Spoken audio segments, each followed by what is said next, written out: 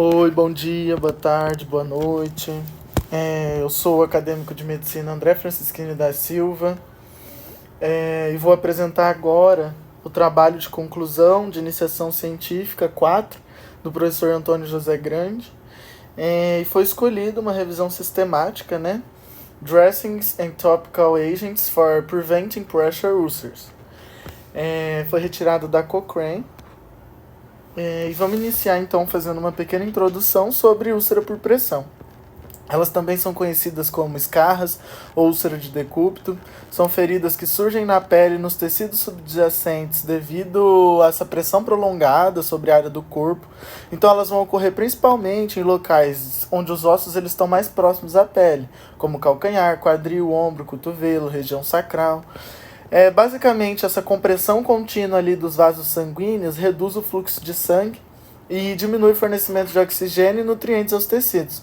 Vai levar a essa isquemia e, consequentemente, uma necrose, né? A morte celular e, eventualmente, o rompimento da pele e formação da úlcera.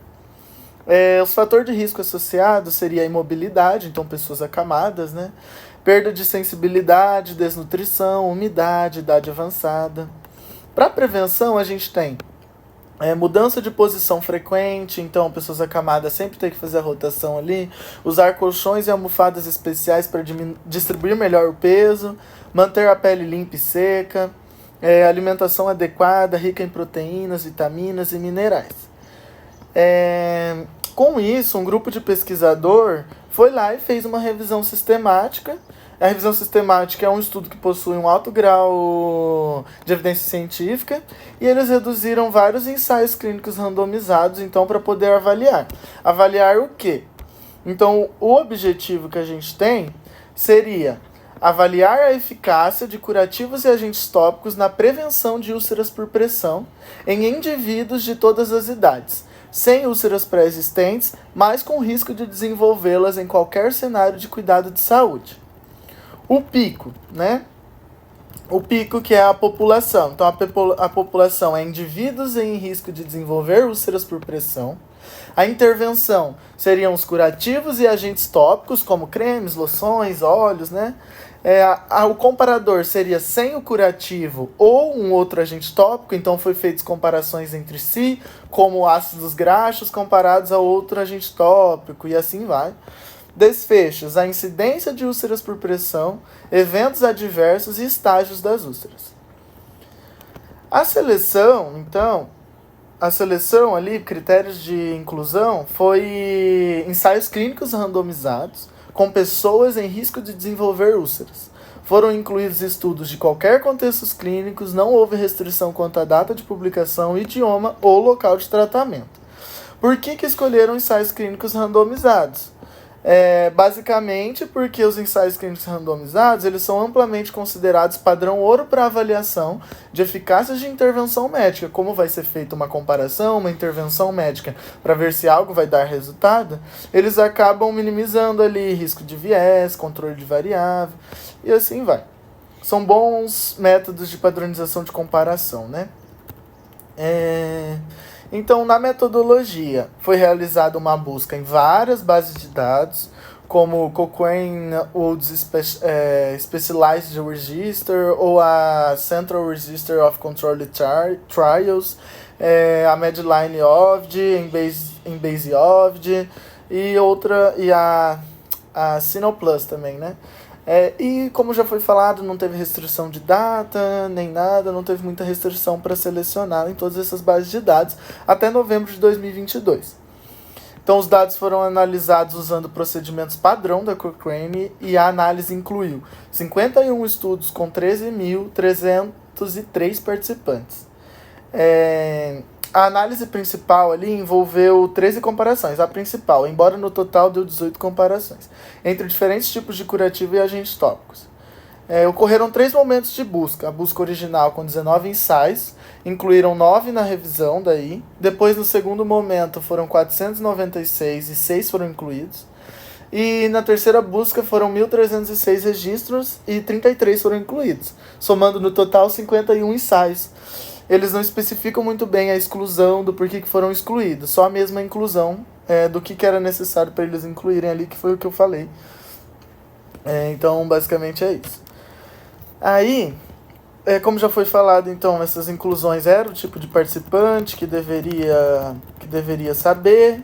Então, seriam esses participantes pessoas de qualquer idade sem a úlcera de pressão. Então, quando tinha úlcera de pressão, eles, obviamente, iam excluir. E pessoas com considerado risco de desenvolver a úlcera. Tipo de intervenção, então qualquer curativo para ferida ou agente tópico aplicado à pele, então algo que não se enquadrava nisso também foi excluído. Risco de viés, quando a gente vai ver o risco de viés, foram 2 autores desse estudo que foram avaliar independentemente os ensaios incluídos. Eles usaram a ferramenta original do risco de viés da Cochrane, né, o ROB1 lá, o ROB1, para avaliar o risco de viés. Essa ferramenta ela aborda 6 principais domínios específicos, que seriam a geração de sequência, ocultação de alocação, cegamento, dados de resultados incompletos, relatos seletivos de resultados e outras questões, como por exemplo o desequilíbrio extremo da linha de base, né? E assim vai. Aí os estudos incluídos, eles apresentaram um risco de viés considerável, então foi altinho. Aí tem o gráfico que mostra, ó. Então, o viés de desempenho e detecção, ele foi comum, basicamente. Justificativas. Haviam muitos participantes e pesquisadores que sabiam do tratamento administrado. Teve viés de seleção, imprecisão, porque muitos estudos apresentavam tamanho de amostra pequeno, resultados inconsistentes entre os estudos. Então, assim, os ensaios clínicos não eram muito bons para isso. E na síntese de dados, os pesquisadores eles conduziram um resumo narrativo estruturado dos ensaios revisados, inseriu os dados quantitativos no RevMan, conduziu isso daí as análises usando o software do RevMan, e para os resultados dicotômicos foram calculados o risco relativo, com intervalos de confiança de 95%. O risco relativo vai ser essa razão do risco do evento de interesse, por exemplo, as úlceras de pressão desenvolvidas no grupo experimental, dividido pelo risco desse evento no grupo de controle. Então, vai indicar a chance de desenvolvimento de úlcera de pressão para pessoas no grupo experimental comparado com o controle. Então, risco relativo igual a 1 vai indicar que não há diferença entre os dois grupos em termos de risco de desenvolvimento de úlcera de pressão. E o risco relativo maior que 1 vai significar que o uso de algum agente tópico específico ou curativo vai aumentar essa chance, e menor que 1 vai diminuir essa chance do risco de desenvolvimento de úlcera de pressão. A intervenção, então, foram 31 ensaios incluídos com análise só do curativo. De aplicação tópica e curativo foram 4 estudos, e somente aplicações tópicas 16 ensaios. Basicamente os resultados, no final de tudo, foram realizadas 18 comparações. Porém, o próprio artigo fala que se pode destacar somente uma delas. Por quê? Depois eu explico por quê. Vamos primeiro, então, para essa daqui do destaque. Basicamente, a comparação, então, que a gente tem é a incidência da úlcera de pressão. Então, pacientes que desenvolveram essa úlcera de pressão, seja ela em qualquer estágio que ela seja, e que usaram, em relação à comparação de pacientes que usaram a espuma de silicone com pacientes que não usaram o curativo. Então, a gente tem ali nos grupos de curativo com espuma de silicone, 180 pessoas de 3.192 participantes desenvolveram a úlcera por pressão. No grupo sem curativos, foram 281 de 2.711 participantes que desenvolveram úlcera de pressão. Então, enquanto no primeiro, usando a espuma, foi 5,6%, no outro foram 10,4%. Se a gente calcular o risco relativo, essa razão vai dar 0,5 aproximadamente por cento. Então, o que vai sugerir? Vai sugerir que, como o risco relativo é menor que 1, a gente tem que o uso de curativos de espuma de silicone resultou em uma menor proporção de desenvolvimento de úlcera. Ou seja, tem um fator bom de se usar curativo de espuma de silicone. O intervalo de confiança ele ficou ali 0,33 a 0,77. Esse intervalo nessa faixa vai mostrar que o verdadeiro efeito da intervenção esteja entre uma redução de 33% e 77% do risco de desenvolver úlcera. Então, como o intervalo de confiança não possui valor 1, que indicaria nenhum efeito, o resultado sugere que tem um efeito significativo, porque ele ficou ali menor do que 1. Agora a gente vai justificar os outros trabalhos. Então, as outras comparações, digamos. Então, por exemplo, se a gente pega ácidos graxos e outras aplicações tópicas, teve poucos estudos. Não houve diferença clara na evidência de úlcera por pressão quando comparado a outras coisas.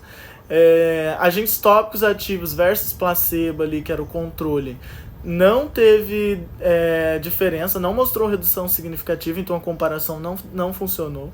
Curativo de silicone sem curativo foi o que funcionou, então que é o que eu apresentei. E basicamente outros tipos de curativo com controle foram extremamente de baixa qualidade e não indicou nenhum benefício claro. Então acho que o único resultado de comparação que foi válido foi esse daí, que o risco relativo deu 0,5 e abrangeu um intervalo de confiança ali significativo. Beleza. Então, o que a gente pode tirar dos resultados? Os resultados, basicamente, eles foram, então, inconclusivos, na maior do seu caso. Por quê? Porque para a maioria das intervenções, os estudos evidenciou ali baixa evidência, não se tinha muita certeza. Uso de curativo de espuma de silicone, esse houve uma redução, igual eu falei. Mas a qualidade da evidência foi muito baixa. Então, se a gente colocar ali alto viés, uma inconsistência dos ensaios realizados, então tudo isso dificulta dizer que aquilo tem um fator positivo. Embora no cálculo funcionou, mas quando a gente analisa os estudos ali, os ensaios clínicos selecionados, eles não são tão bons, tem muito viés, né? Então, os agentes tópicos, basicamente, os ácidos graxos, também apresentaram evidências muito incertas, não conseguiu se dizer que tinha benefício ou não. Então esses seriam os resultados. Então a qualidade das evidências fica clara que em geral foi muito baixa ou muito baixa. Os principais motivos foi o viés de desempenho, detecção e seleção, igual eu tinha comentado, além de inconsistência de resultados e amostras pequenas. Então essas limitações elas afetaram, né, a robustez de conclusão e o que a gente pode tirar disso numa discussão crítica? O estudo, mesmo que ele revisou uma ampla gama de intervenções, os resultados se tornaram limitados por causa dessa baixa qualidade de evidência. Mesmo com aquele curativo de espuma de silicone que mostrou com potencial benéfico, ainda se pode tirar incerteza quanto à eficácia realmente disso. Então a conclusão que se tem é que, mesmo que se use dia a dia, em várias unidades, em vários estabelecimentos de saúde, todos esses curativos, todas essas pomadas, mostrou-se que novos estudos são necessários para desenhar isso, porque não conseguiu se comparar direito e nem ter uma avaliação benéfica de que isso é benéfico para o aparecimento ou não da úlcera de pressão.